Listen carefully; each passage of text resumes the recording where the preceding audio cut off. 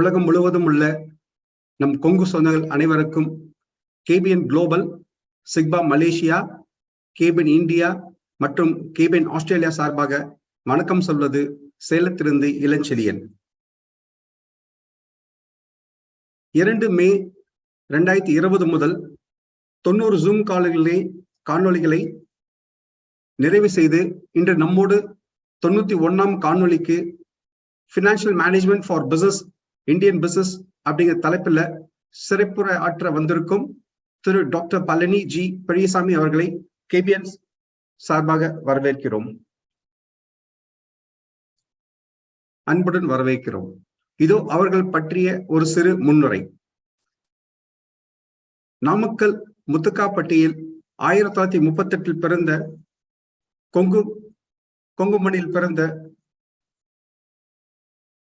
Doctor அவர்கள் 1960 BA economics, 1962 MA economics, இது இரண்டும் யூனிவர்சிட்டி ஆஃப் மெட்ராஸில் முடித்துள்ளார். மற்றும் யூனிவர்சிட்டி ஆஃப் பிட்ஸ்பர்க்ல மற்றும் ஒரு MA எக்கனாமிக்ஸ் 1969 1972 PhD முடித்துள்ளார். ஸோ இவரோட டீச்சிங் அப்படிங்கிற ப்ரொஃபஷன் ஸ்டார்ட் பண்ணது பார்த்தீங்க அப்படின்னா 1962ஆம் ஆண்டில் he was in lecturer in economics, PSG Arts College, Madras University, கோயம்புத்தூர்ல இருக்க PSG-ல பணியில் இருந்தாரு. 1964 முதல் 1967 வரைக்கும் ரேங்க் செகண்ட் லெப்டினண்டா ஒர்க் பண்ணாரு ministry of defence, Madras and Pondicherry NCC-க்காக. பிறகு 1963 முதல் 1967 வரை assistant professor of economics, Tagore arts college, Madras university, government of Pondicherry. மற்றும் 1970 முதல் 68 முதல் 70 வரை டீச்சிங் ஃபெலோஷிப் ஆகவும், பிறகு 1971 முதல் 72 வரை assistant professor department of economics, Washington college, மேரிலாண்ட்ல ஜாப்ல இருந்தாங்க.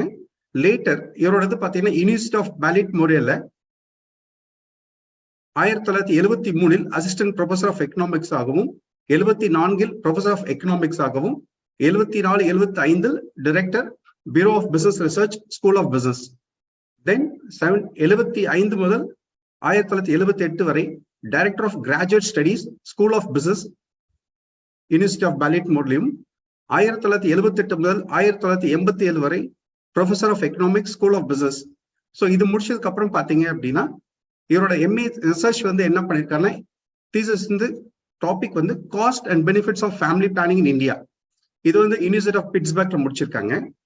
இதோட கண்டினியூட்டி PhD தீசிஸ் என்ன பண்ணாங்க அப்படின்னு பாத்தீங்கன்னா, government intervention in the factor and product markets. So 1947-1970 and economic analysis of Indian case. So இவரோட டீச்சிங் ப்ரொஃபஷன்ஸ்ல இதுல ஒரு ஹைலைட்டா சொல்றக்கூடிய மேஜர் கான்ட்ரிபியூஷன் அந்த யூனிவர்சிட்டிக்கு என்னன்னு பாத்தீங்க அப்படின்னா, Bureau of Business Research at School of Business University Baltimore. He designed and established it, and instrumental in establishing Graduate Business Association. Idillama Bulletin and Working Paper Science அப்படிங்கிற newsletter start பண்ணாங்க. And he wrote MS in Economics curriculum. அது பாத்தீங்கன்னா அவங்க accept பண்ணி approve பண்ணிருக்காங்க Maryland council for higher எஜுகேஷன்ஸ்ல. And இவரோட honours and fellowships அப்படின்னு எடுத்துட்டீங்கன்னா லிஸ்ட் நிறைய போயிட்டு இருக்கு. நான் ஷார்ட்டா சொல்லிடுறேன். அதுல 1960 பாத்தீங்கன்னா கோபத்தில் Mahadev Chetty gold medal for economics, அவன் அவுட்ஸ்டாண்டிங் எஜுகேட்டர் அப்படிங்கிறது 74, 73, 75 வாங்கியிருக்காங்க. Advisor of the year award இது 1975 யூனிவர்சிட்டி ஆஃப் பாலிட்மோர்ல வாங்கியிருக்காங்க. And he was a chairman in 1985 for NRI delegation to India. And 1985 best renovation year award of hotel Ramada in Florida. And 86 பார்த்தா he was an honorary fellow of Madras Medical College for Human Science Services. And 1993 பார்த்தீங்கன்னா he was a recipient of National Unity Award for Outstanding Services and Achievements. Then 1999 he was a recipient of Outstanding Service Award by the Tamil Nadu Foundation Incorporation, USA. And then 2001 பார்த்தீங்கன்னா he was a recipient of Kongumani Award from Kongu Nambakal Sangam, Chennai. And 2005 he received Dr. A.C. Muthaiya Award for 2005 for excellence in first generation entrepreneurship. And 2006, he received the Best Entrepreneur Award as alumni of University of Madras. And 2012, he was a recipient of Mauposi Award from Mauposi Trust. And 2013, he received Iconic Trailblazer Award by the Tamil Nadu Chamber of Commerce. மற்றும் 2013 இன்னொன்னாக life time achievement award Savitha யூனிவர்சிட்டியில் அவர் வழங்கப்பட்டது. And 2014 doctor N Mahalingam award for his outstanding achievements from கும்பரகர் காலேஜில் அவங்களுக்கு கொடுத்தாங்க. And 2016 he was a recipient of lifetime achievement award from Tamil Nadu Foundation USA. And 2016 lifetime achievement award Kongu நண்பர்கள் சங்கம் யூகேல கொடுத்திருக்காங்க. And same year he got சந்ததியர் விருது from World Tamil Congress Committee. And 2017 பாத்தீங்கன்னா lifetime achievement award from Entrepreneur School of India. And 2017 பாத்தீங்கன்னா lifetime achievement award from Sugarcane Technologists Association of India. And 2019 honorary doctorate Savitha university மூலமா அவங்க receive பண்ணி 2019 ஒரு கொடுத்திருக்காங்க அவங்களுக்கு. And இது இல்லாம பாத்தீங்கன்னா பப்ளிக் ஆஃபீஸர்ஸ் அவர் என்னென்ன ஹெல்ப் பண்ணிருக்காரு as a president for association clubs பாத்தீங்க அப்படின்னா he was association of economics of Tamil Nadu 1989 to 90 இருந்திருக்காங்க. And Tamil Nadu mini cement plants அசோசியேஷனுக்காகவும் அண்ட் செஸ்பிகோ Association of Economic Educators Washington DC 1979 to 80 he was a president. And PGP International Financial and Industrial Consulates Incorporation USA. And next pathina South India Sugar Mills Association Chennai இது 2002 to 3 and 14 to 20. So இந்த இயர்ல இருந்திருக்காங்க அதுல பிரசிடென்ட்டா. And Tamil Nadu foundation incorporation founder president அவர் தான். And Tamil cultural association of Washington Virginia and Maryland யூஎஸ்ஏக்கு he was the president and founder president of Tamil Changam. மற்றும் South Indian Chamber of Commerce and Industries October 2015 முதல் 16 வரை அதுல handle பண்ணிருக்காங்க. இது வந்து as a public life. So in personal அப்படின்னு எடுத்துட்டீங்க அப்படின்னா டாக்டர் அவங்க எதாவது ஃபவுண்டர் அண்ட் பிரசிடென்டா எதில் இருக்காங்கன்னா கரண்டா PGP Educational Welfare Society which runs a college of below list of colleges, PJP College of Arts and Science Namakkal தமிழ்நாட்டுல, and Department of Hotel and Catering Management, and PGP Polytechnic Namakkal, PGP College of Engineering and Technology Namakkal, PGP College of Education, PGP College of Nursing, PGP College of Pharmacy, PGP College of Agriculture Sciences, and Dharani Matriculation High Secondary School, Dharani Nagar, Tirunelvelila, and PGP Matriculation High Secondary School, Namakkal, and PGP International School, Namakkal, and PGP College of Yoga and Research Center, PGP Institute of Allied Health Sciences, and PGP College of Physiotherapy and Research Institute, Dharani International School, Dharani Nagar, Tirunelvelila, and PGP Industrial Training Institute, Namakkal and Dharani Nagar. So இது வந்து அவங்க president and founder president இதெல்லாமே. And he was a vice president of Indo-Canadian Chamber of Commerce சென்னையில and South Indian Sugar Mills Association 2001-2002 இருந்திருக்காங்க. And South India Chamber of Commerce and Industry from October 2009 to 2015. And Presidency College Alumni Association and Indian Sugar Mills Association New Delhi since November 2021. And he was a member, general member multiple இருந்திருக்காங்க. List பாத்தீங்கன்னா member of the Planning Board of Tamil Nadu Physical Education and Sports University since 2016, and member of Planning Board of Bharatiya University Coimbatore since 2013. And he was a faculty of Senate Policy Committee 1970 to 1980.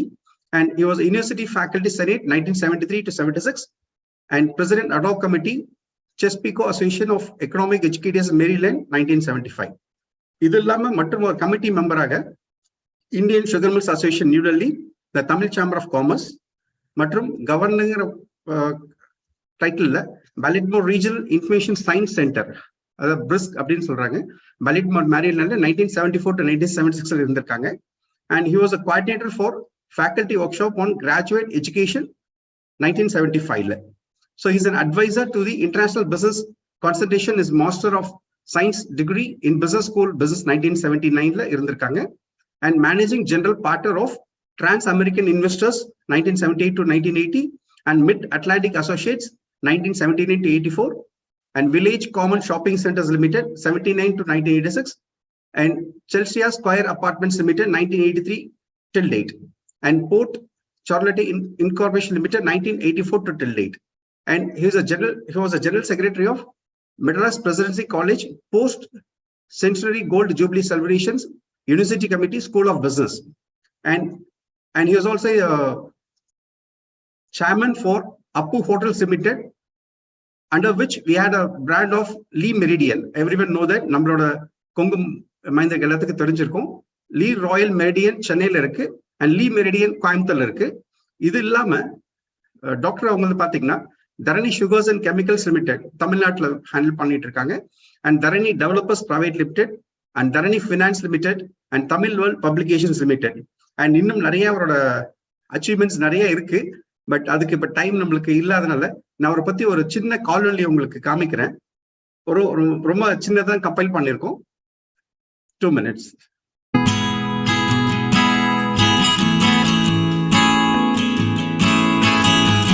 Namakkal என்ற ஊரில் முத்துக்காப்பட்டி என்னும் குக்கிராமத்தில் பிறந்த நான், என் வாழ்க்கை பாதை மலர்படுக்கையாக இருக்கவில்லை.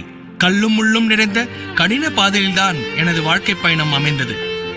ஒவ்வொரு சூழ்நிலையிலும் பல்வேறு கஷ்டங்கள், பிரச்சனைகளுக்கு நடுவில் எனது வாழ்க்கையில் முன்னேற்றம் அடைந்தேன். நான் இன்று இருக்கும் இந்த உயர்ந்த நிலைக்கு என் பெற்றோர்கள் மற்றும் எனது உற்றார், உறவினர்கள், நண்பர்கள், உடன் பணிபுரிபவர்கள் என்று பலரும் காரணமாக இருந்துள்ளனர்.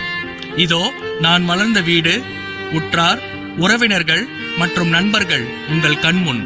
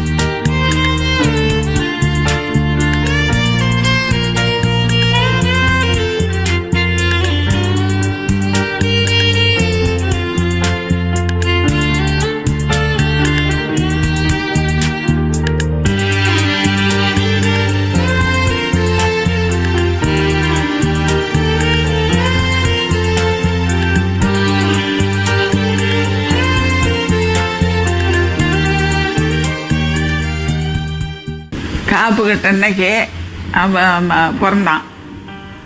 பிறந்ததும் அதுக்கு தான் சங்கர்னு பேர் வச்சாங்க. எங்கள் அம்மாயி வீட்டில் அங்கே தெத்துக்காடு, அங்கே பிறந்தது.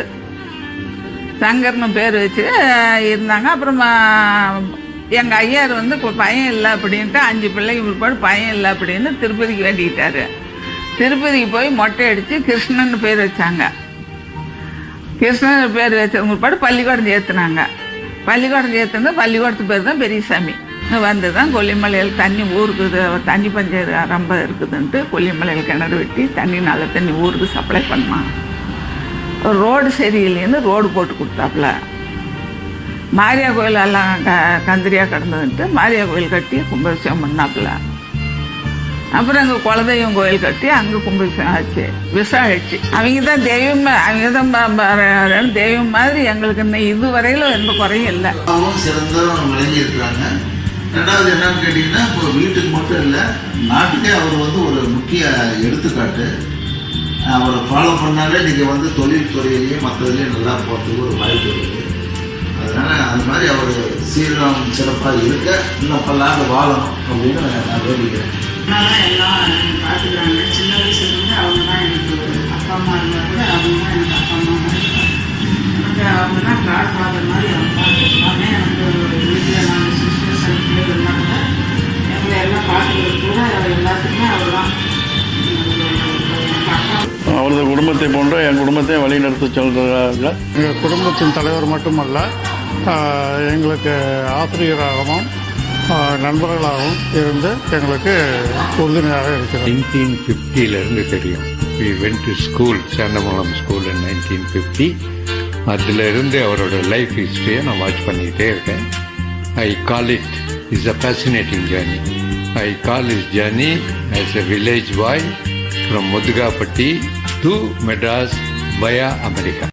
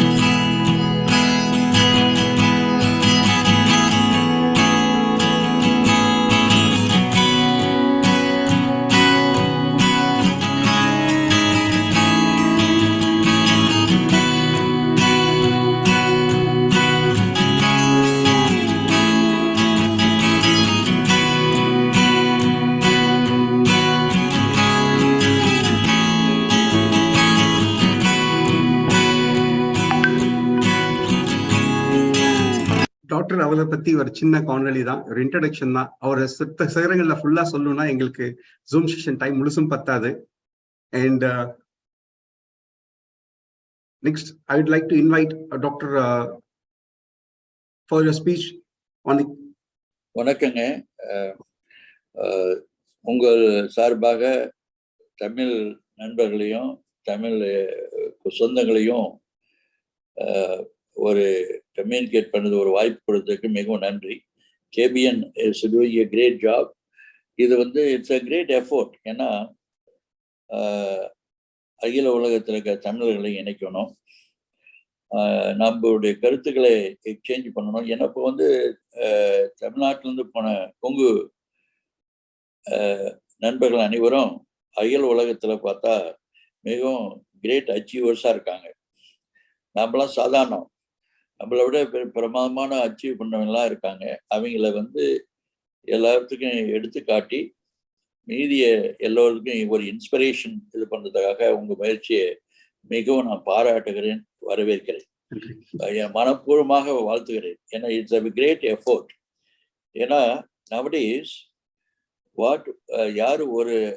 யார் அச்சீவ் பண்ணுறாங்கிறத யாருக்கும் தெரியாமல் போயிடும். அது it is a small incident இருந்தால் கூட it will be a great source of inspiration for others to excel and succeed. அந்த கான்டெக்ஸ்டில் your effort that I am happy that 91st பர்சனாக பார்ட்டிசிபேட் பண்ணுறதை பற்றி I feel proud. Thank you for the opportunity to exchange my views along to சொந்தங்களுக்கு என்னுடைய கருத்துக்களை பரிமாற்ற ஒரு வாய்ப்பு கொடுத்ததுக்கு நன்றி. என்னை பற்றி நீங்கள் ரொம்ப பிரமாதமாக சொல்லிட்டீங்க. I am humbled by this. மிகவும் எனக்கு ரொம்ப இதாக இருக்கு. நான் வந்து முத்துகாப்டியில் நாமக்கல் பக்கத்தில் 5 கிலோமீட்டரில் முத்துகாப்டிங்கிற வில்லேஜ், அந்த வில்லேஜில் தான் பிறந்தேன். எங்கள் அப்பா பேர் பழனி கவுண்டர், அம்மா பேர் பழனி அம்மாள். நான் எங்கள் அக்கா சொன்ன மாதிரி நான் 5வது பையனா, 4 பொண்ணுங்களுக்கு அப்புறம் 5 பொண்ணுங்களுக்கு அப்புறம் நான் பிறந்ததுனால முதல்ல சங்கர், அதுக்கப்புறம் கிருஷ்ணாமி, தென் ஃபைனலி இந்த ஸ்கூல் டீச்சர் வந்து பெரிய சாரி மாற்றிட்டாரு. அண்ட் ஆல்சோ என்னுடைய வருஷம் வந்து 1938 இல்லை, ஐ வாஸ் பார்ன் இன் 1939. ஏன்னா நான் சிறு வயசுல இருக்கும் பொழுது நம்ம குறும்பு செய்வோம், அதுக்காக சீக்கிரம் ஸ்கூல்ல கொண்டு போய் சேர்த்தணும்ட்டு அன்ரேஜ் அந்த கூட அந்த காலத்துல வந்து அந்த ஸ்கூல் ஏஜுக்கு ஸ்கூலுக்கு தகுந்த மாதிரி நேம போட்டுருவோம், இது இயரை மாத்திடுவாங்க. அதனால my real birthday, official birthday is different from the real birthday. நான் வந்து போகி பண்டிகை அன்னைக்கு பிறந்தேன். அதெல்லாம் மார்கழி மாதம் கடைசி நாள், காப்பு கட்டுன்னு சொல்லுவாங்க நம்ம ஊர்ல, அந்த சமத்துல பிறந்தது. எனிவே தென் நான் வந்து சேந்தம ஹை ஸ்கூலில் படிச்சுட்டு தென் டாகூர் இது அழகப்பா ஆர்ட்ஸ் காலேஜில் பியூசி ஃபர்ஸ்ட் பியூசி நான் அவ படிச்சுட்டு then I came to Saint Joseph's college 5760 Saint Joseph college. அங்கே பிஏ எக்கனாமிக்ஸ் பண்ணேன். அங்கே தான் என்னுடைய லைஃபே சேஞ்ச் ஆச்சு. பிகாஸ் அவங்களுடைய டிசிப்ளின், அவங்களோட இது ஒரு focused attention on our life, அந்த இதெல்லாம் வேல்யூஸ் வந்து I learn it from the Christian fathers. Father செக்யூரான்னு இருந்தார் வார்டன், அவர் தான் எனக்கு ரொம்ப ஒரு இன்ஸ்பிரேஷன். நான் வந்து மல்டி ஸ்கில்டு மல்டி ஃபேசட்டடாக வர்றதுக்கு காரணம் அவர் ஃபாதர் தான். நான் படிக்கணும், அதிகமாக விளையாடணும், சேவை செய்யணும், என்சிசியில் செய்யணும். சோசியல் சர்வீஸில் இருந்தேன், என்சிசியில் இருந்தேன், லைப்ரரியனாக இது பண்ணேன், ஆல்சோ ஸ்டடீஸில் நம்பர் 1. ஸோ ஃபைனலி என்ன ஆச்சுன்னா I got gold medal for economics. முதுகாப்டியில் தமிழ் மீடியம் படிச்சுட்டு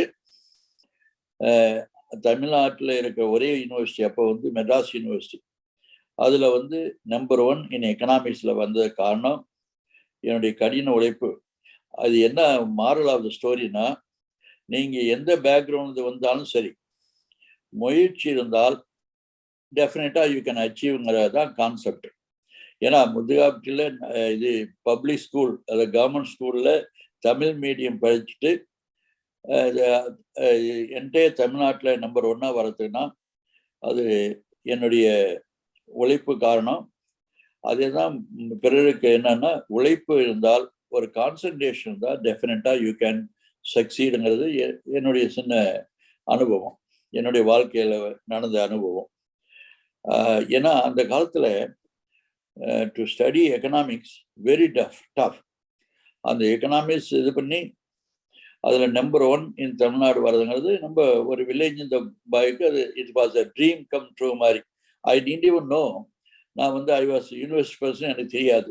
என்னை வந்து காலேஜ் இது யூனிவர்சிட்டி சென்டினரி பில்டிங்கில், செனட் பில்டிங்கில் கூப்பிட்டு மைசூர் சாம்ராஜ் வாடியார் வந்து கொடுக்குறப்ப தான் தெரியும் நான் I was university person.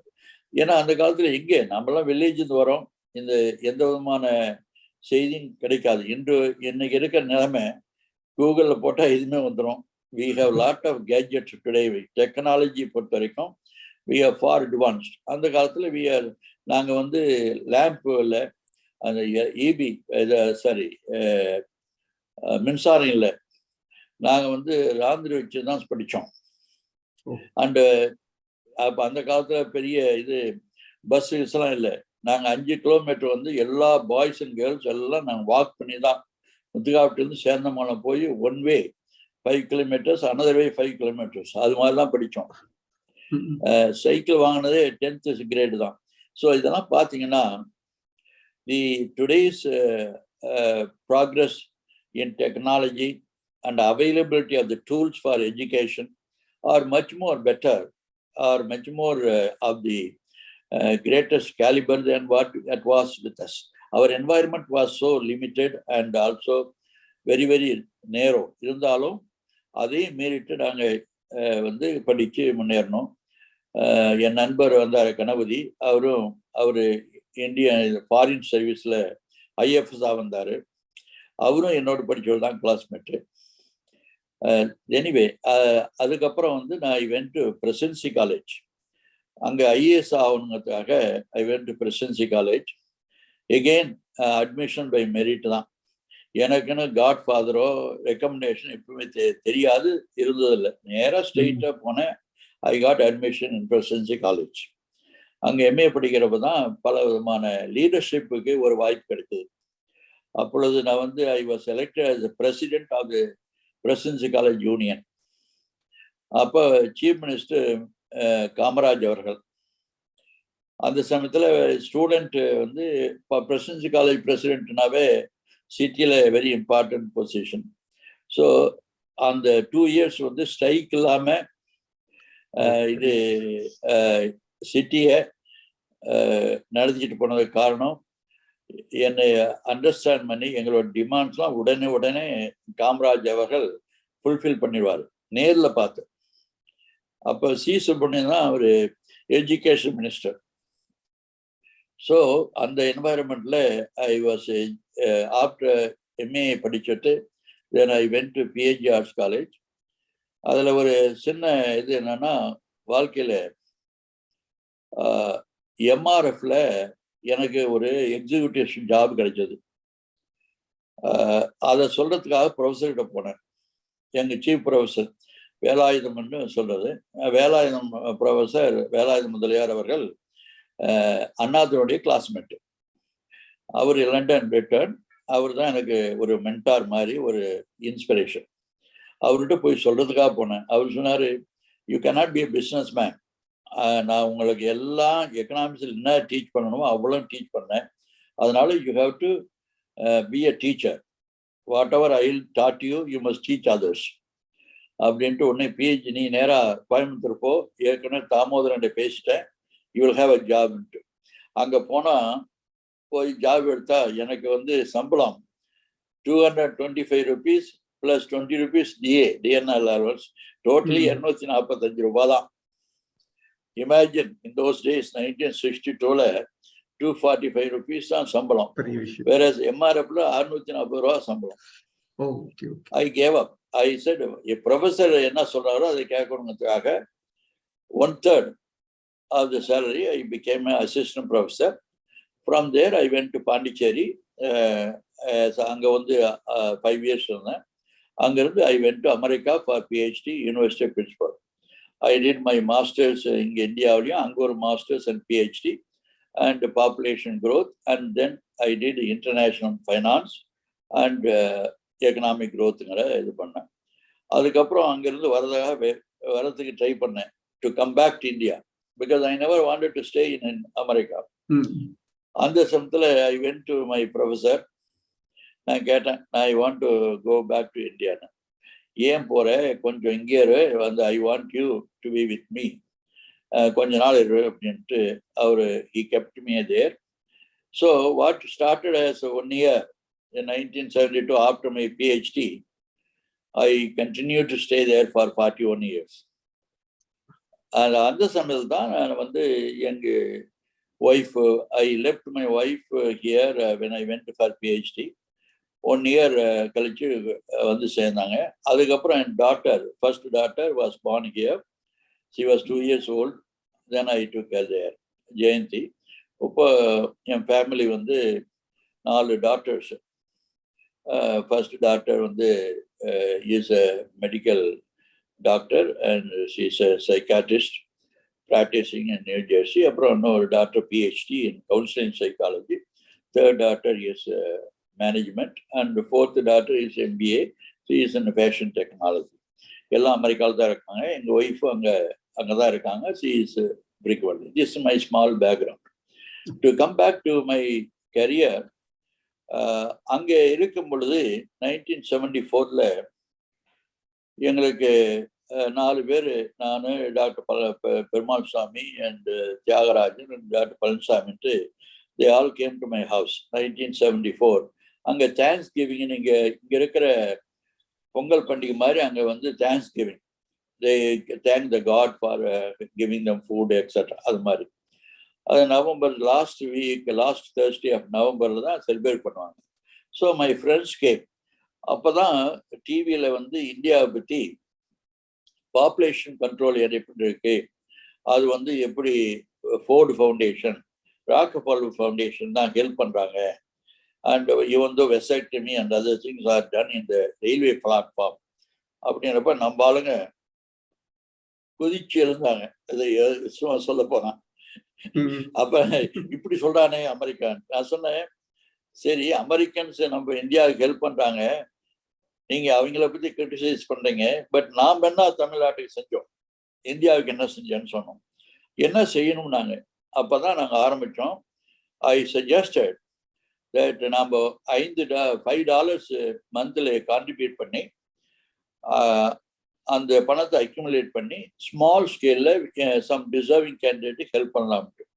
That is how the Tamil Nadu Foundation of USA was started in 1974 in my house. அது வந்து இப்போ டுடே இது ஆலமரம் மாதிரி அழகா வளர்ந்து 49 ஆண்டுகள் ஆயிடுது. நெக்ஸ்ட் இயர் வந்து 50th anniversary கொண்டாட போறாங்க. அது வந்து இப்போ 50 ஸ்டேட்ஸ்லேயும் அமெரிக்காவில் இருக்கு. அது மூலமாக இந்தியாவுக்கு பலவிதமான ஹெல்ப் செஞ்சுட்டு இருக்காங்க. அந்த நான் வந்து சொன்னேன், நாம் அமெரிக்கா போனோம், we may not be the smartest people, but we are the luckiest people. இங்க நிறைய பேர் இருக்காங்க பேக்ல, அவங்களுக்கு ஹெல்ப் பண்ணுங்கிறதுக்காக ஆரம்பிச்சுதான் தமிழ்நாடு ஃபவுண்டேஷன். அதுக்கப்புறம் வாஷிங்டன் இருந்தோம், தமிழர்கள் கெட்டு கதிர் எப்படின்ட்டு, அதுக்காக தமிழ் சங்கம் ஆரம்பித்தேன் யுனைட் பண்ணுறதுக்கு. பின்னால் வந்து சிவா விஷ்ணு டெம்பிளுக்கு I was also one of the founder trustees. இது கான்செப்ட் வந்து என்னன்னா, today then I became a professor and then we wanted to help India. We wanted எங்க மாதிரியே.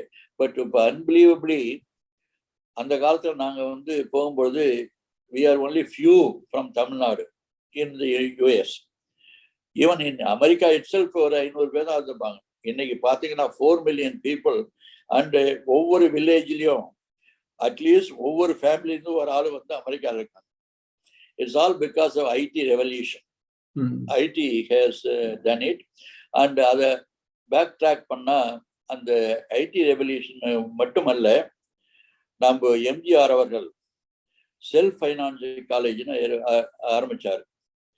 அது ஆரம்பிக்கும் பொழுது எனக்கு அதை பற்றி of course you all know that I am closer to late MGR அப்படின்னு எல்லாத்துக்கும் தெரியும். ஒரு தடவை பால்டிமோரில் ஒரு ஷாப்பிங் சென்டர் உட்காந்துருக்கப்போ நான் சொன்னேன், 320 crores you are spending on you are now starting self-finance colleges. Is not your duty. The state government must take care of the colleges.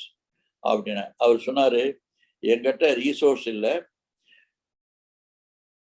பணம் இருக்கிற மவராசனுங்க ஆரம்பிக்கட்டுமே அப்படின்னாரு. அது ஒரு காரணம். ரெண்டாவது என்ன சொன்னார்னா, நிறைய பேர் தமிழ்நாட்டு மக்கள் மாணவர்கள் இது கர்நாடகா போறாங்க, அங்க போய் பணம் செலவு செய்யறாங்க.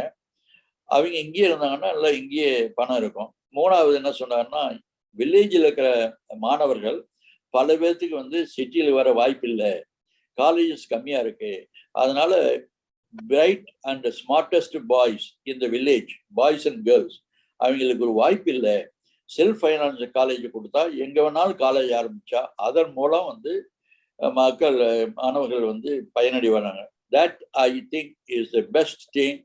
அதனால தான் இன்னைக்கு நம்ம மாணவ மாணவிகள், பர்டிகுலர்லி கொங்கு மாணவர்கள் பல நாட்டில் நம்ம சக்சஸ்ஃபுல்லாக இருக்கிறதுக்கு காரணம் அந்த concept of self finance colleges. அது வந்து it's a marvellous concept. And அதனால தான் இன்னைக்கு 500 more than 500 இன்ஜினியரிங் காலேஜஸ் இருக்கு தமிழ்நாட்டில். But of course education policy has been going through some transformation that we will talk later. Now this is in short. And அப்படி இருக்கும் பொழுதுதான் 1977 எம்ஜிஆர் வந்து அமெரிக்கா வந்தார்.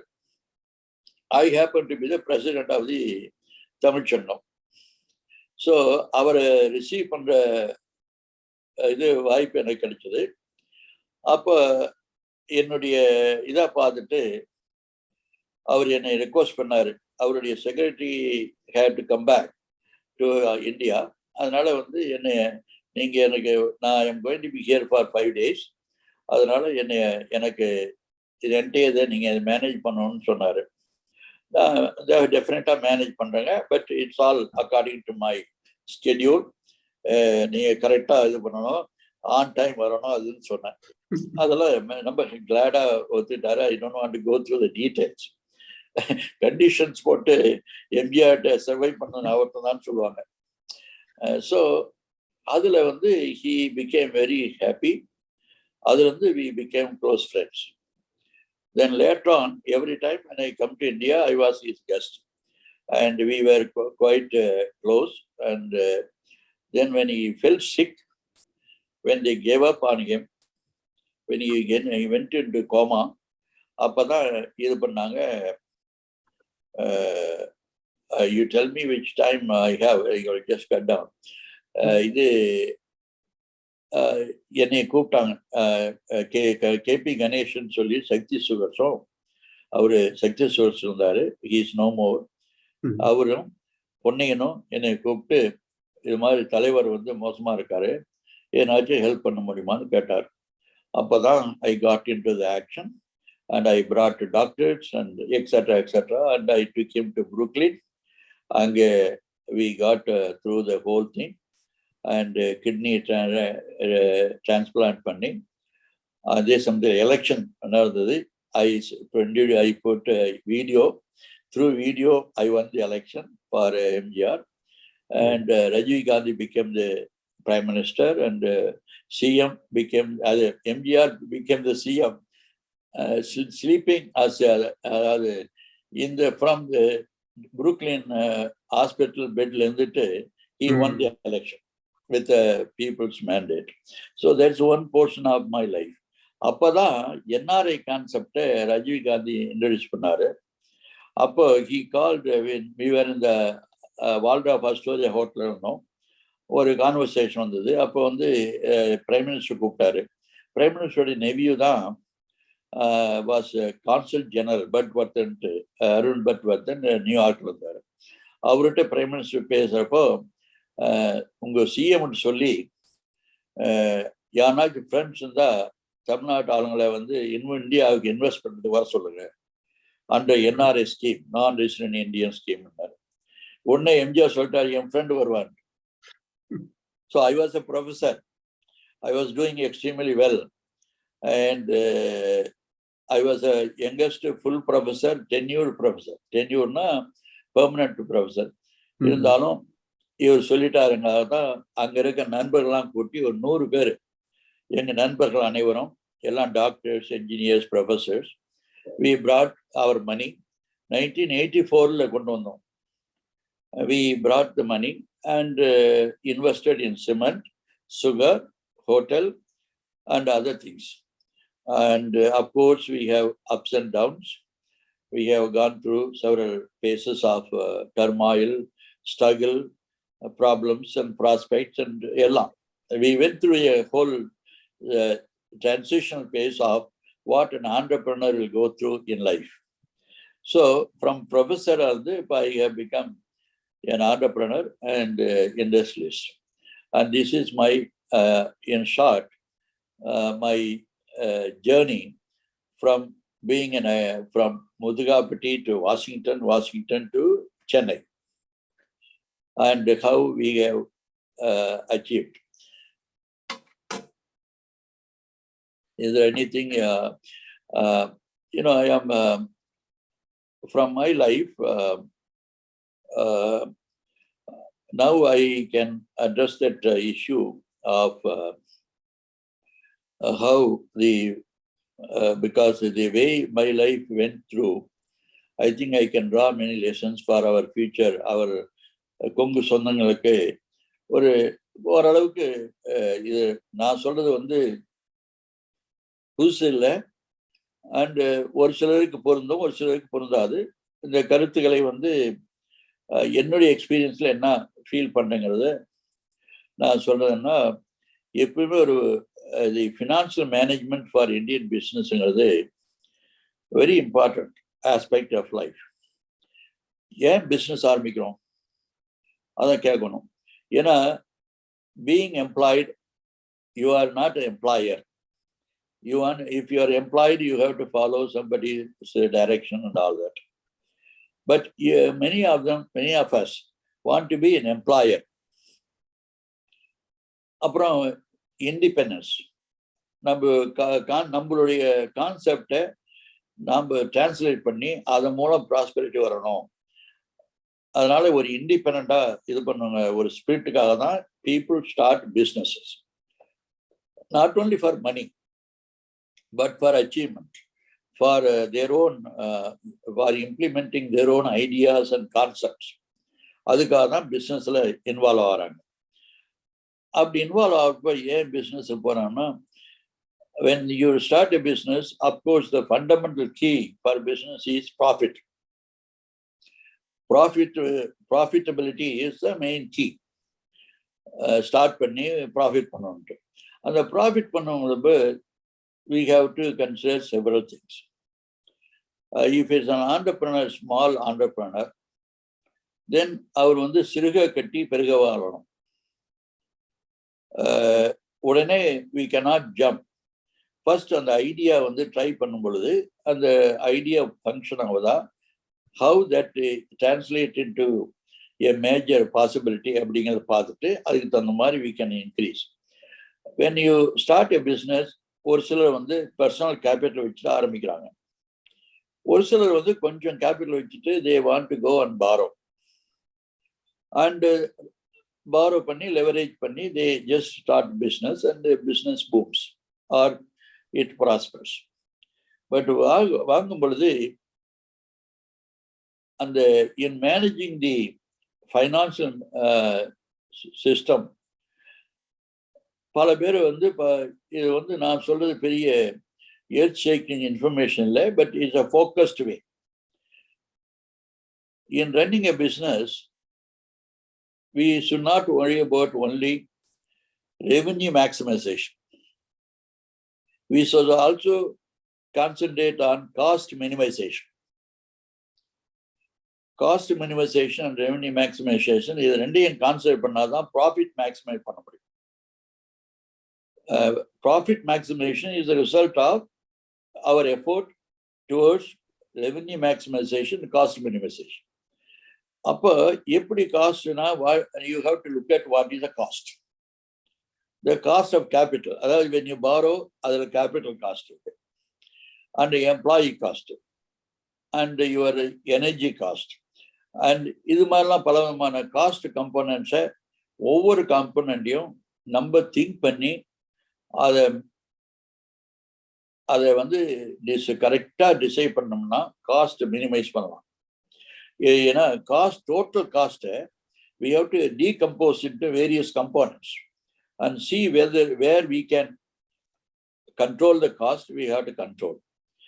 And another thing, important thing is when the cost இதில் இப்போ வந்து modern டைமில் the employee cost is a predominant factor.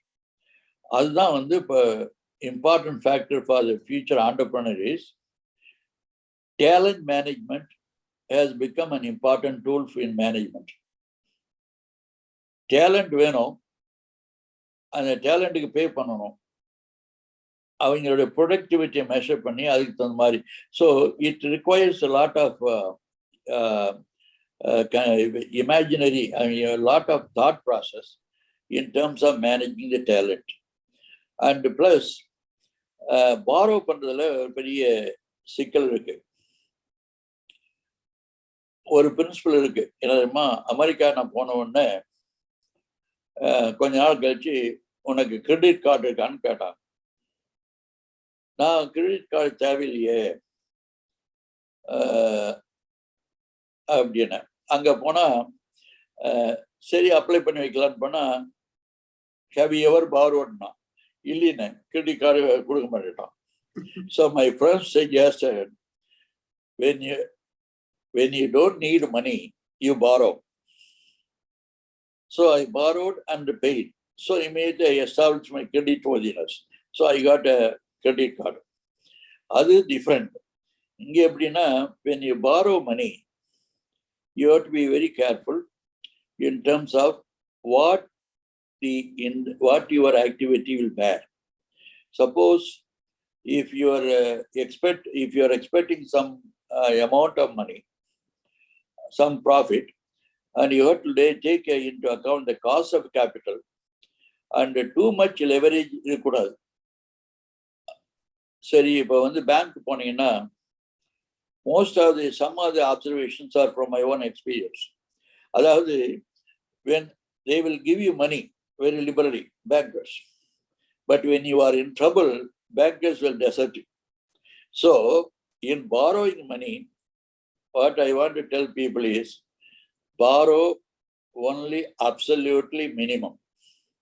And when you want to leverage your business, of course, if you put 10 kodi போட்டு 30 கோடி or 20 crores borrow பண்றதுன்னா, you have to look at your rate of return. If you expect the profitability to be certain amount and your cost of capital is this much, then you should very carefully measure. It should be, I would say that you should make 135%.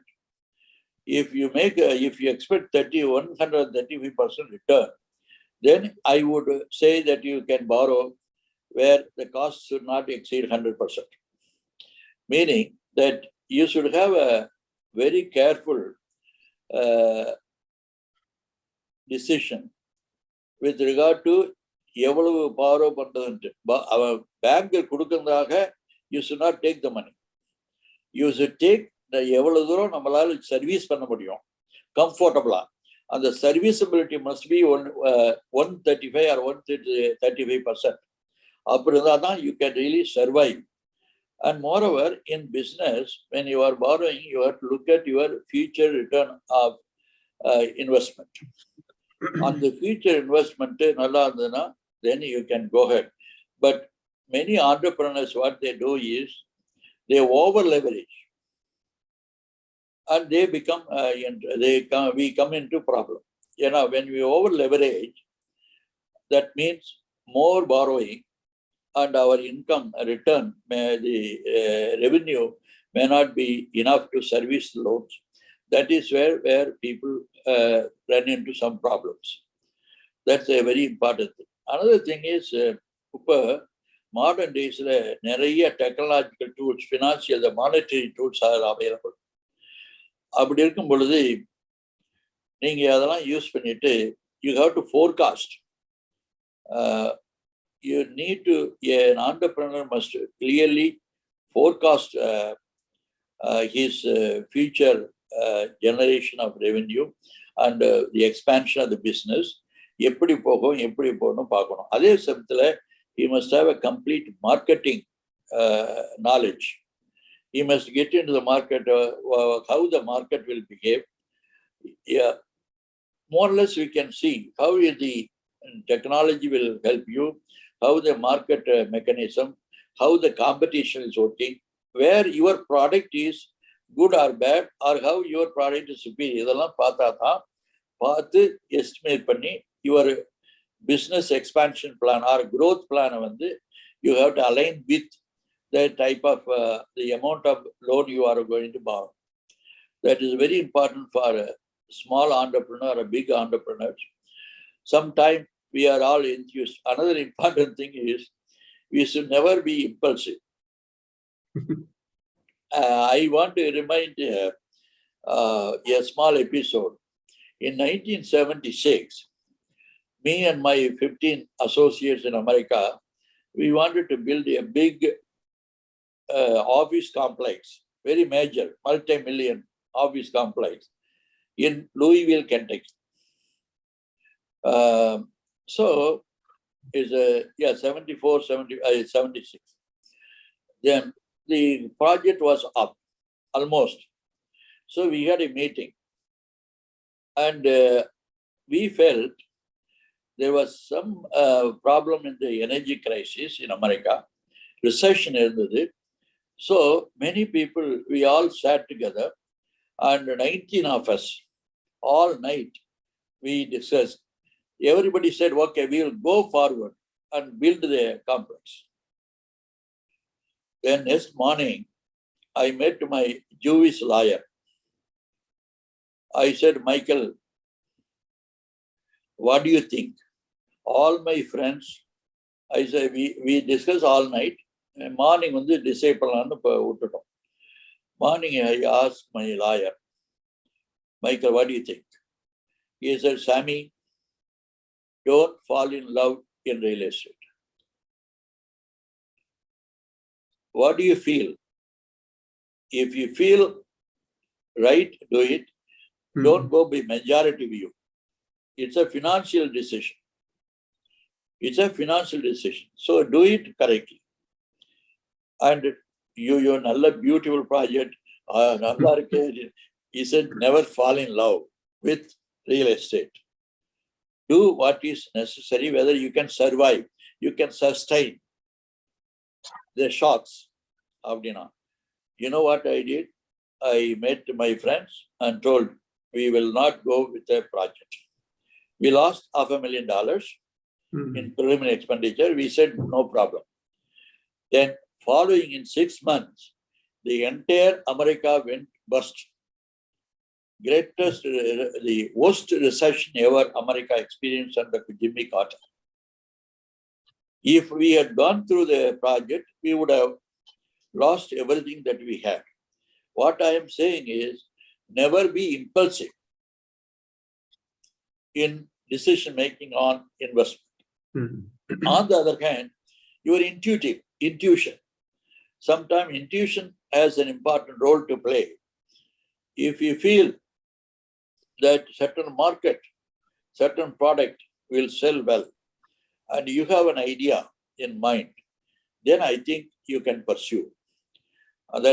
But pursue with the caution. And in this context, no reason சொல்றேன். 1972, first time after 5 years, I came to India. அப்போ Mount ரோட்ல, அப்போ அதுக்கு பேர் GST Road something, அதுல Mount ரோட்ல நானும் கருமுத்து தியாகராஜன் சொல்லி என் நண்பர், அவருக்கு is no more, doctor Thiagaraj, PR and Sons, அவரு நானும் போறப்போ, Raj, we should have a TV sales and service centers established in India. Why don't we do that, man? அவர் சொன்னாரு, Sammy, you are crazy. India is far behind. It will take a long time for India to become user of TV. இது போய் அதுக்குள்ள TV sales and service ஆரம்பிச்சிட்ட, டிவியே யாருக்கு இல்லைனாரு. But I came in 1976. You would not believe, everybody had color television. This is called transformation, technology transfer. In America, we went through black and white TV. Then slowly we came up. But here, India, immediately, when they wanted TV, they just went into up-to-date current technology. That is technology transfer. And that's the benefit that we have today for entrepreneurs. Immediate, instant, and also the communication. So all these facilities, I believe that entrepreneurs have the wherewithal. They have all the information available in their hand. They can make good decisions with regard to their product, with regard to their future plans and growth plans, etc. Another important thing, which is very important in the in running the business, the accounts receivable, accounts payable, many people don't concentrate on these two elements. Of course, everybody is familiar. எல்லாமே எல்லாம் தெரியும். ஆனா intrinsically பார்த்தா, one has to pay more attention to accounts receivable and accounts payable. இது control இருந்தாவே, and the third element, as I told you, the purchase, the input purchase. Where you buy, how you buy. அதுல ஒரு சின்ன secret இருக்கு. ஒரு சிலர் இதெல்லாம் negotiate பண்ண முடியாது சார்மாங்க. I want to advise them, anything is negotiable. அந்த கான்செப்ட் வச்சுக்கணும். In business, anything is negotiable. Anything. So you should try to negotiate and try to achieve a minimum price. அது மாதிரி பண்ணிட்டா purchase control, then in the inventory control, then proper collection, that is accounts receivable. Then also another important thing is on the accounts payable. நீங்க tax, the statutory payment, licensing, bank payment, everything you must first give top priority. People should not take the money out first. These are the items which current are going. Every month, if you completely pay, then your balance sheet will be better. and your management, the failure, opportunity for failure is minimum. That's most of the people enna seiranga, they just don't really pay attention to these two elements. If they do it, I think we can be extremely successful. Another now in life now I made some mistakes. I taught economics. Economics teach பண்ண கூட economics என்னன்னா அமெரிக்காவில் when the company makes profit, you have to keep certain percentage as retained earnings. அது தனியாக வச்சிடணும். மீதி தான் you have to distribute as dividend. நான் இந்தியாவுக்கு வந்த உடனே in my cement company, sugar company எல்லாம் we made very good profit. நான் நினைச்சேன் when there is a profit, shareholders believed you, so why don't we distribute everything to the profit shareholder? I declared highest dividend. Even though I was teaching economics, I didn't practice in my life. Retained earnings வச்சுக்கணும். அதை ஒரு போர்ஷனை வச்சிருந்தேன்னா எனக்கு in times of my crisis, I would have been saved. So I would like to advise all the entrepreneurs, சொந்தங்களை என்னன்னா எப்பவுமே when you make profit, set aside. அதாவது ப்ராஃபிட்ல ஒரு போர்ஷன் எடுத்து போட்டுருங்க. அதுல ஆர்குமெண்ட் பண்ணுவாங்க, ஏப்பா நீ கொஞ்சம் பணத்தை போட்டு ஏன் இன்ட்ரெஸ்ட் கொஞ்சம் தான் கிடைக்குது, அதை இது பண்ண நல்லா இருக்கு, அதெல்லாம் வேண்டாம். You must keep certain portion in liquid form. அதுக்கு பேர் தான் இந்த எக்கனாமிக்ஸ் பார்லர் ரீடைன்ட் ஏர்னிங்ஸ். ஏர்னிங்ஸ்ல certain amount must be kept aside. அது மாதிரி இருந்தா you can avoid some business risk. நான் I declared dividend highest. I wanted to be very good to the shareholders. I made a mistake also. And the mistake எல்லாமே commit பண்ணக்கூடாது. That doesn't mean that we should not share with the shareholders. Shareholders கொடுக்கணும், but at the same time certain amount of money must be set aside, which is permissible in law, in the economy, in the management of the finance. Retained earnings, that's another important thing. Then when you are borrowing money nowadays, when you go for a bigger business, the bank finance, there are so many conventional finance on the banks. Sometimes they go with the fund managers, pension fund, etc., etc. அப்போ போகும்பொழுது they will come with a proposal for business and equity. அதாவது they want equity. And லோனா கொடுக்கிறது பதிலாக they want to participate in equity. அங்க என்னன்னா many entrepreneurs, very important point, when they happen to borrow money from other than banks, they should be very careful. அதுக்கு they should have good financial advisors. எனக்கு எல்லாமே தெரியும்னு இருக்கக்கூடாது. எவ்வளவு தெரிஞ்சாலும் you need a business the financial advisors. அவங்க advice எடுத்து you have to really be careful in giving up the equity. But equity கொடுக்குறப்ப you run into a lot of dangers. You have to look at the pros and cons. So equity participation கொடுக்குமா வேண்டாங்கிறது you have to make the decision. And many entrepreneurs is a major issue when they raise capital. And another thing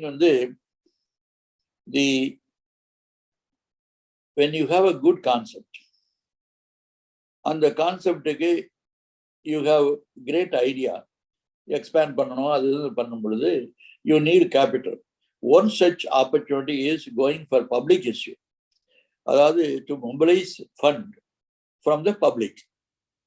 And the public issue போகும்பொழுது capital you can raise it, and that is coming without any cost. The only obligation is you have to increase the shareholder value.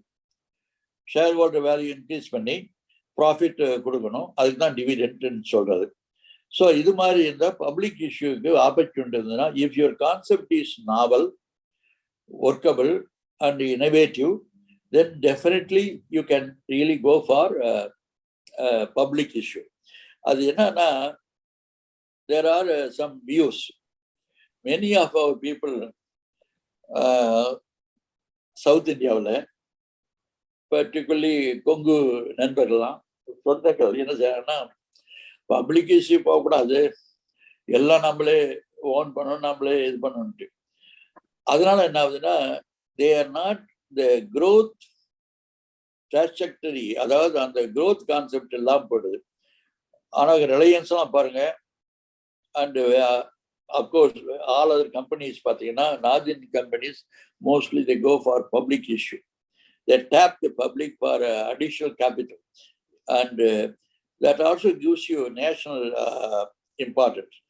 அதனால ஒரு product நல்லா இருக்கு, future நல்லா இருக்கு, your future forecasting பிரமாதமாக இருக்குன்னு சொன்னால், one such important thing that people must consider is going public.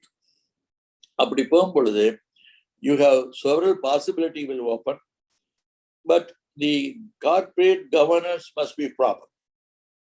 When you go for public, you should have some fiscal and monetary discipline.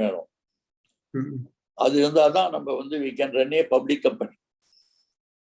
And அதை வந்து கொங்கு சொந்தங்கள் திங்க் பண்ணணும். நம்ம வந்து பல தடவை நமக்கு நல்ல கான்செப்ட் இருக்குது, பிஸ்னஸ் நல்லா ஓடுது, அதையே மல்டிப்ளை பண்ணக்கூடாது.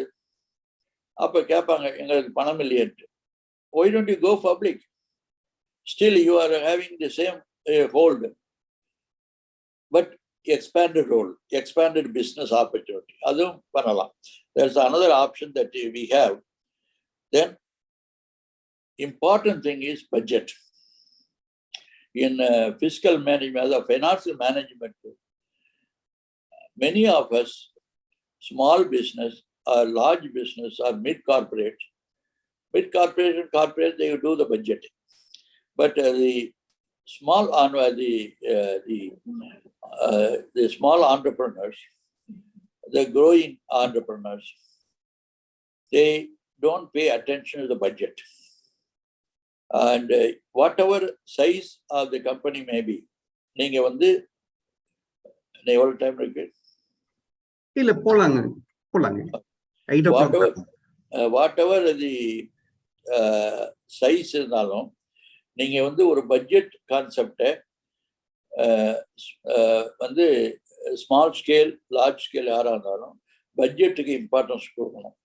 If we do the budget properly, what is budget? Budget is a financial planning based on your opportunities. So it gives you a planning tool. Budget is a planning tool. It guides you, and it also tells you whether you are going according to the budget, or you are exceeding the budget, or you are going below the budget. So budget வந்து whatever may be your size of the business, we have to give up importance to budgeting in business. Another important thing is review. You have to review. Many of this, we don't review the business. We keep on running. அதாவது ஓடிட்டே இருக்கிறோம். We don't stop and review. என்ன, how we are doing. And it should be a constant review. இது வந்து this mistake, even though corporate parlance, mid-corporates and major corporates, they have the review process. But as an entrepreneur, நம்ம ஆளுங்க வந்து ரிவ்யூக்கு வந்து importance கொடுக்கணும். If you are a small entrepreneur, காலையில் வந்து என்ன ஃபைனான்ஸ் பொசிஷன், வந்த உடனே ஃபைனான்ஸ் பொசிஷன் பார்க்கணும். ஈவினிங் போகிறதுக்கு முதல்ல வாட் இஸ் த பொசிஷன். இது மாதிரி you may say it's a micro management பண்ணுவாங்க. Doesn't matter. You call it any name. But in the modern corporate businessல financial management விட்டோம் தனியா. மீதி corporate culture, you promote a different culture, you say decentralization, delegation, you call any name in management. அதெல்லாம் வந்து text புக்கில் தான் work ஆகும். But you have to keep the financial management completely under your control. Meaning that you have to completely master the way money is being spent, money is generated, where it is coming, where it is going, and what is the cost, how we are performing அப்படிங்கிறத கான்ஸ்டன்டாக review பண்ணணும். And also monitor பண்ணணும். Review and monitor இது வந்து it's a very key for management. அதை most of us செய்கிறோம், ஆர்கனைஸாக செய்கிறதில்ல. அண்ட் ஆர்கனைஸாக செஞ்சோம்னா it will give us a very good impact and business can be extremely successful. And we must follow, many times every penny counts. Drops make ocean. If we are very casual about our expenditure, where there is a need, you have to spend money. But the money that we spend must be very thoughtful way of spending. அந்த அளவுக்கு வந்து we must see very carefully how we are spending the money, and even small amount finally will become an ocean. அதுதான் சொல்றாங்க, drops make ocean. You save, and also every penny counts in business. அந்த பாலிசியும் வந்து நம்ம entrepreneurs வந்து adapt பண்ணணும். Then modern businessல in order to have a profitability, in order to excel and நல்ல growth பண்ணதுக்கு constantly we have to innovate. Innovation, not only in product innovation, என்னென்ன management techniques அவைலபிளோ அந்த டெக்னிக்கை உடனே அடாப்ட் பண்ணணும். And we have to learn the art of assimilation. We have to constantly look at, ஆனால் that is important factor. We must see how the competition is doing. We have to have market intelligence, and accordingly we have to adjust our strategy.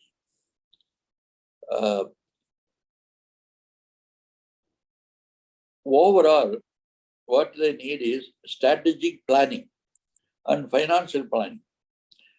அது நம்ம வந்து அங்கே என்னன்னா small business corporation, SBI, அதாவது small பிஸ்னஸுக்கு வந்து நம்ம நிறைய assist பண்ணணும். இந்த கொங்கு நண்பர்கள் சங்கம், தி கேபிஎன் மாதிரி நீங்க இது பண்றது வந்து it's a very great effort. ஏன்னா good or bad, a small ideas sometime click, and இதை லிசன் பண்றவங்களும் சரி, they are all knowledgeable people. Everything நம்ம வந்து I am not saying anything new, it's not earth shaking. It's a kind of organized way of presenting the various elements of financial management. அவ்வளோதான். ஆனால் இதை வந்து we have to be implement பண்ணாதான் நாம் வந்து success ஆகணும்.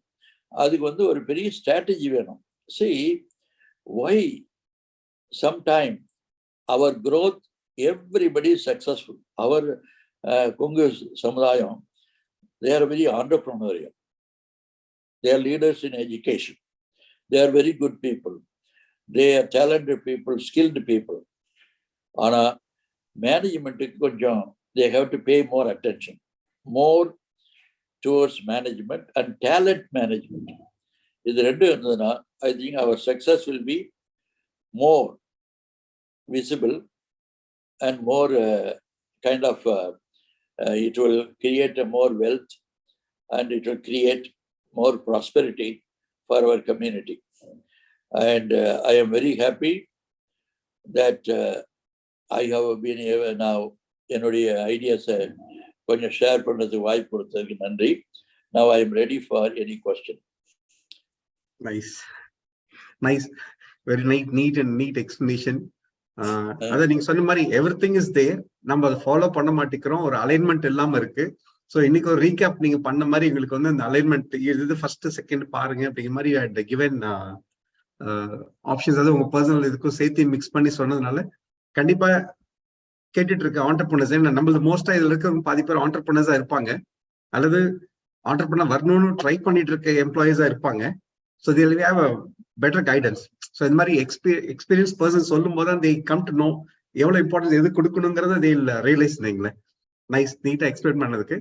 அண்ட் இது எப்படி கேட்டிருக்காங்கன்னா, what kind of financial checkup points to identify financial leakages or suggested for young entrepreneurs? எங்க ஃபினான்ஷியல் லீக்கேஜ் செக் பண்ற பாயிண்ட்ஸ் மாதிரி ஐடென்டிஃபை பண்றதுக்கு கைடன்ஸ் கொடுக்க முடியுமான்னு கேட்டிருக்காங்க. நான் ஏற்கனவே சொல்லியிருக்கேன், நீங்க பர்ச்சேஸ் அது இம்பார்ட்டன்ட் லீக்கேஜ், அதுதான் மெயின் ஃபோக்கஸ். ஆமா, அது பர்ச்சேஸ்ல வந்து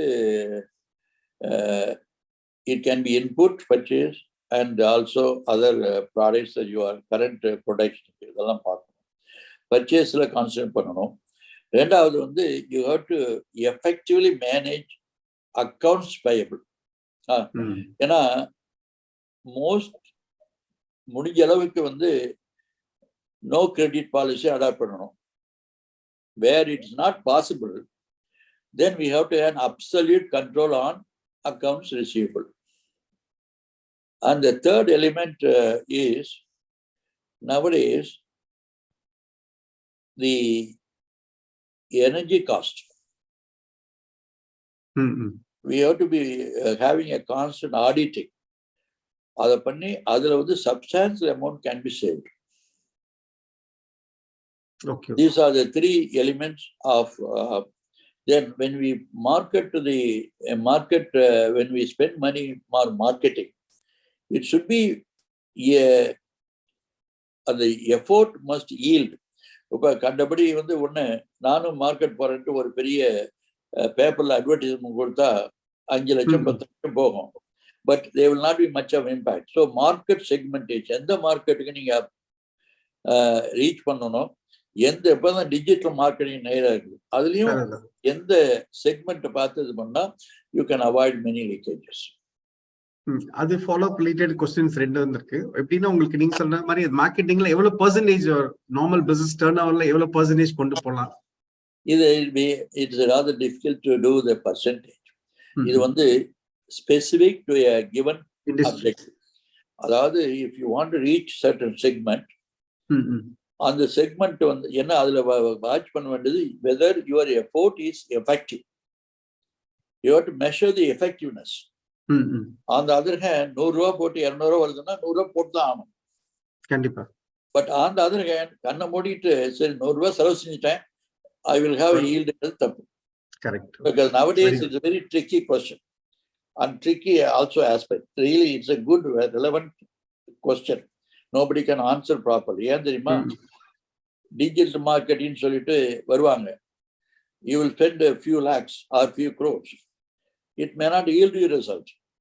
So when you spend money on anything, you must be able to quantify the result. அது பண்ணா then you can spend money. It doesn't mean about percentage. There's no formula for percentage. Okay.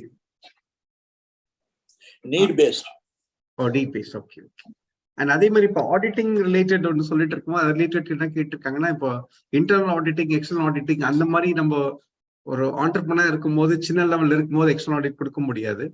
Internal auditing பண்றதுக்கு நம்ம resource இல்லாத பட்சத்தில் என்ன மாதிரி options கொண்டு போகணும்? இது இன்டர்னல் வந்து ஆடிட்டிங் இஸ் அ கான்செப்ட். என்ன ஆடிட்டிங்னா, நீங்க ஒழுங்கா வேலை செய்றீங்களா, அதான் ஒழுங்கா பணம் மேனேஜ் பண்றோமா இல்லையான்னு பாக்குறது.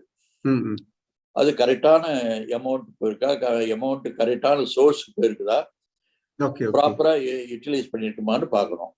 அது வந்து you can even have an audit committee internally if you are small. But of course, mid corporates, they have their own internal audit as well as external audit.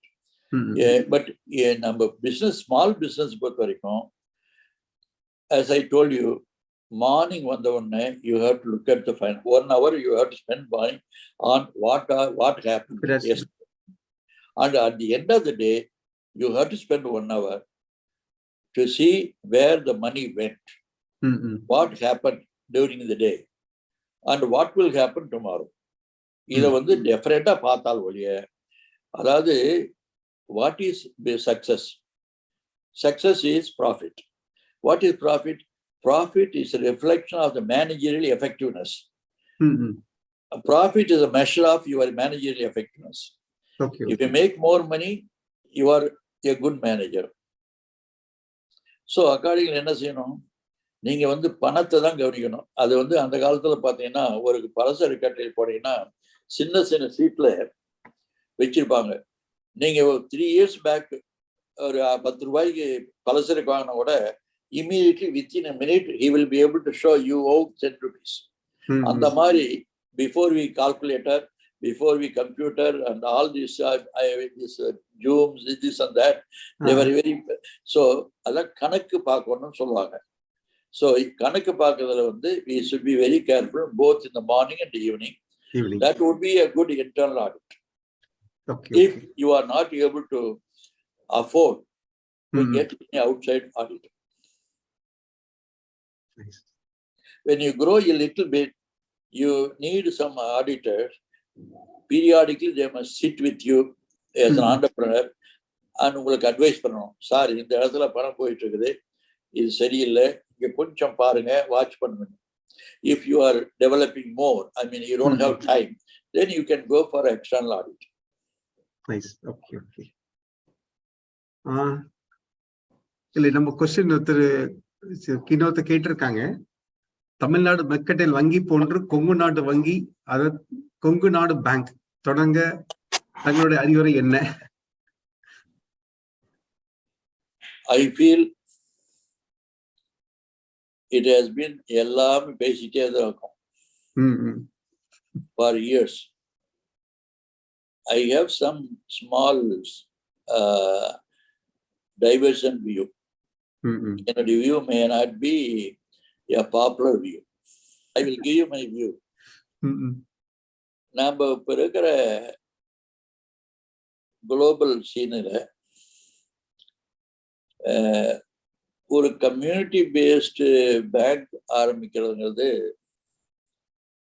most of our entrepreneurs, people who can afford, they are very big. They are involved in global business. இப்போ கரூர் எடுத்துட்டா, ஈரோடு, திருப்பூர்லாம் எடுத்துக்கிட்டீங்கன்னா, they are very big in terms of exposed to the. Definitely, as a entrepreneurs can join and float a bank specifically to meet the demands of the community. But on the other hand, again, but நம்ம கம்யூனிட்டிக்கு அது தேவையில்லை. ஏன்னா most of the entrepreneurs, they have been able to avail loan from established banks. In fact, banks are chasing them. ஏன்னா நம்ம people வந்து prompt payers. நல்ல ஒரு நம்மளா we are not cheat. That being the case, when there are only thing is, again, ஏன் வந்து counter bank ஆரம்பிக்கணும்னா, if we start a bank, it should specifically try to help the startup business, small entrepreneurs, people who need money, who do not have money, but ideas இருக்கு. அது மாதிரி ஆளுங்களுக்கு we need an institution, we need a bank. But அது வந்து எல்லாமே unite பண்ணி இது பண்ணணும். But on the other hand, I want to tell you, since I have been teaching and doing banking for since my 1960 இருந்து பேசிட்டு இருக்கேன். Money and banking was my subject. Bank வந்து once you establish a bank, to maintain the bank, you cannot be confined to one community. Correct. You have to be broad-based, and also regulatory now conditions are such that you may not be focused on one community. But however, having said that, we need a bank, and all of us should get together and establish a bank. And while we are conducting a general banking, we can help our own community people in a very selective way. Nice. Now that possibility இல்லை. எது small entrepreneurs, small people, they have great ideas, they don't have help, and I think that is also possible. இன்னொரு nice reply. அது ரகுநந்தன் அப்படின்னு கேட்டிருக்காங்க. Same related allied மாதிரி தான் வருது உங்களுக்கு. What is the take on starting companies with VC venture capitalist route or seed funding? இல்ல, what is your take on starting companies with VC venture capitalist route or seed funding? எது பெட்டரா இருக்கும் அப்படிங்கிற மாதிரி கேட்டிருக்க மாதிரி தெரியுது. அது இந்த venture capital, that would be a good idea. And அதுல வந்து instead of going for a bank, we can set up a venture capital fund.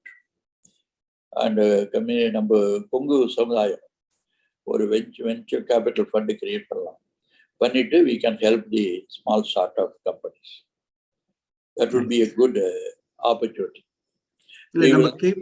We will not come under the statutory, the regulatory provisions of banking. RBI, SBI, so many things are coming into the picture.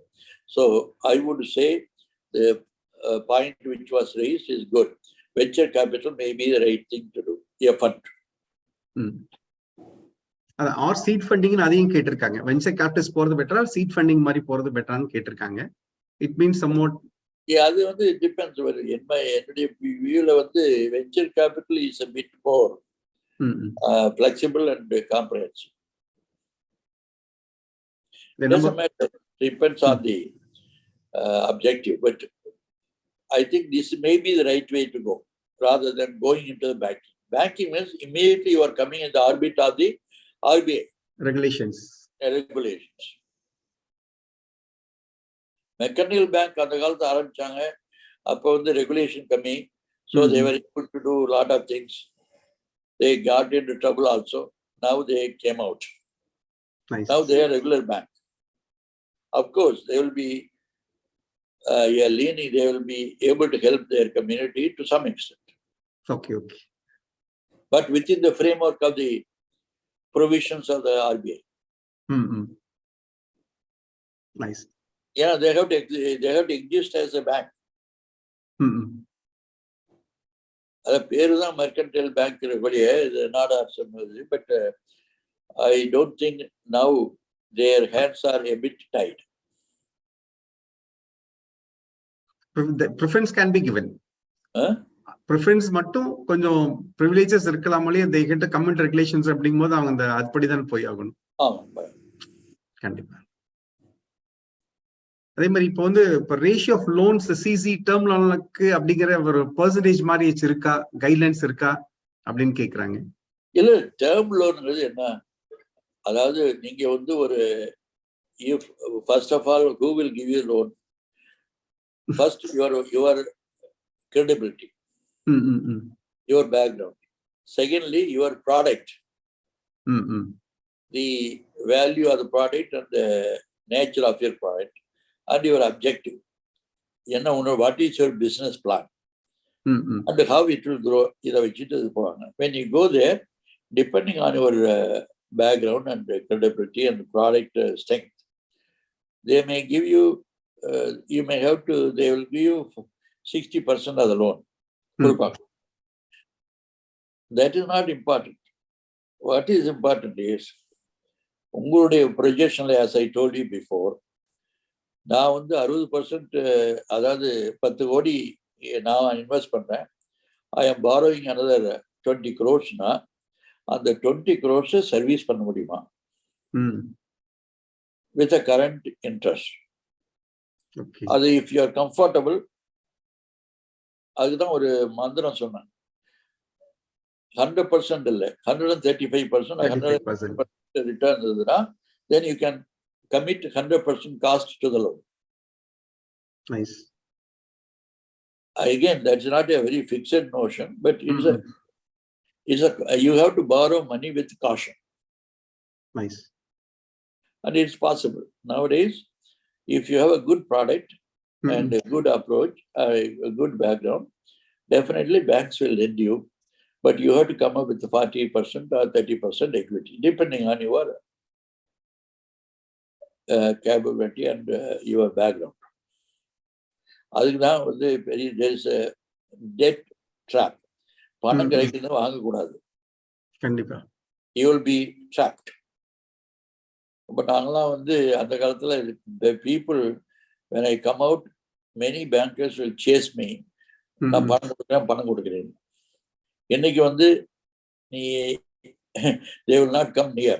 அது மாதிரி bankers are, see, bankers will give you money when you don't need it. When you need it, they will not support you. But that's not wrong.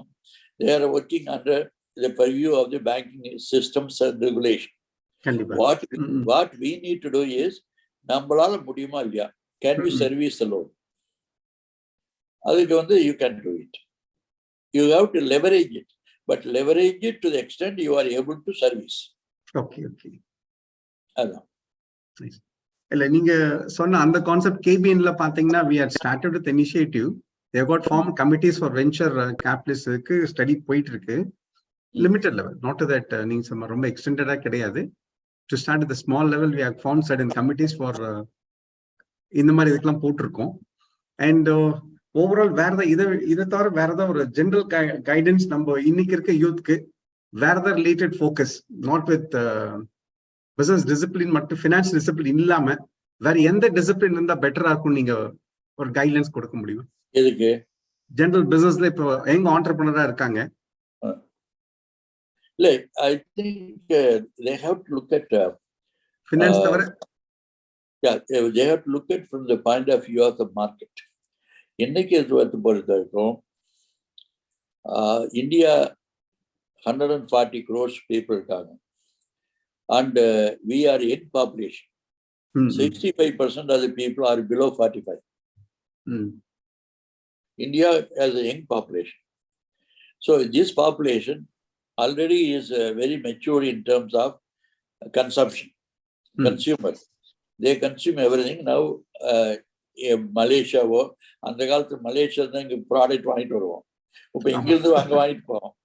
அதே மாதிரி Singapore போய் நான்லாம் வந்து வரும் பொழுது, அமெரிக்காவிலேருந்து வரும்பொழுது சிங்கப்பூரில் வந்து நிறைய two suitcase full of gift வாங்கிட்டு வருவோம். இப்போ Singapore has become too expensive. India is better. And Singapore கிடைக்கிறது இங்கேயே கிடைக்குது. See, the global shift in consumer product is very pervasive. அதனால என்னன்னா, future entrepreneurs, they must really concentrate on consumer product. Oh, consumer product. Okay. Consumer product, still it's a big market. It's a very big market. And we should grab now is the time. You have 140 crore people, consumers. The volume of business is very huge. And anything related to consumer product, you will be successful. The other thing is technology. Technology can go either way. Unless you have a highly innovative concept. The right thing to do today, if an entrepreneur wants to succeed, he might concentrate on coming up with some ideas in the consumer sector. Very good. And also distribution, logistics. Okay. That also is another area which we should concentrate. Very good. அதுல வந்து போறவங்க ரொம்ப சக்சஸ்ஃபுல்லா இருக்காங்க. ஏன்னா we still பாருங்க, அந்த காலத்துல வந்து as I told you, the TV you are crazy. ஆனாக்க இமீடியட்டா பார்த்து எல்லா வீட்லயும் வந்து கலர் டிவிஸ் இருக்கு. And also I innovated that time. I came up with the idea of இது household, இது வந்து ஒரு கம்பெனி இது பண்ணி, அந்த கம்பெனி வழியா we can go and clean houses, apartment complexes and all that. அப்போ சொன்னாங்க, நம்ம ஊர்ல people, they will not be clean, they will not do this, அதுன்னு சொன்னாங்க. ஸோ விட்டுட்டோம். இப்போ வந்து அதே தான் சிங்கப்பூர் கம்பெனி வந்து ஆரம்பிச்சிருக்கான். See, அதனால we should go with this. Whenever we have some concept like this, we must go. I would suggest நம்ம ஆளுங்க வந்து they must concentrate on coming up with these ideas and packaging.